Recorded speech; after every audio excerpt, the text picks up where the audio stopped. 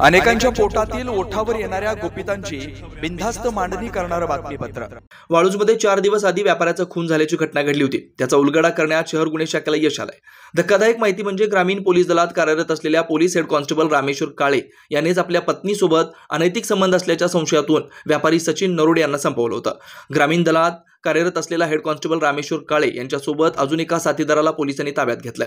मागील अनेक दिवसापासून व्यापारी नरोडे यांच्या मागावर हा आरोपी पोलीस होता। रविवारी रात्री साजापूर परिसरातील वीज गुल होती। त्याचा अंधाराचा फायदा घेत आरोपीने कपाळावर गोळी झाडून व्यापाऱ्याला संपवलं।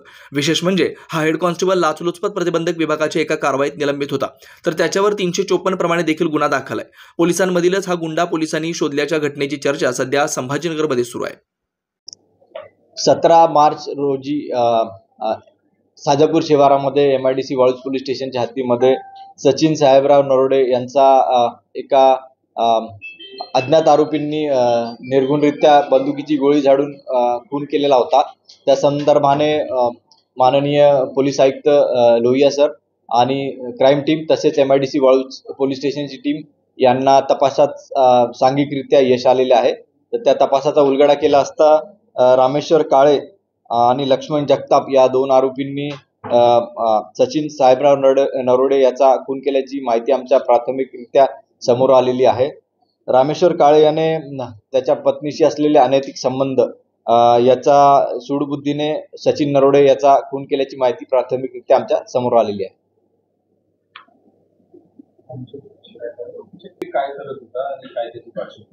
आरोपी रामेश्वर काळे हा पोलीस कॉन्स्टेबल होता आणि तो छत्रपती संभाजीनगर ग्रामीण पोलीस दलात मध्ये कार्यरत होता, पण तो सध्या सस्पेंडेड होता एका ACBच्या ट्रॅकमध्ये आणि त्याचा सोबती लक्ष्मण जगताप हा त्यासोबत व्यवसाय करत होता। ते अनैतिक संबंध असलेले त्याच्या पत्नीशी असा रामेश्वर काळे याला सचिन नरोडे याच्यावर संशय होता।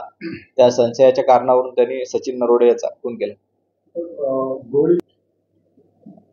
त्या गोळीच्या आम्ही त्या फॉरेन्सिक टीम फॉरेन्सिक लॅबकडे ते खाली केस आणि जी बुलेट होती ते पाठवलेला आहे, त्यावर आमचा तपास चालू आहे।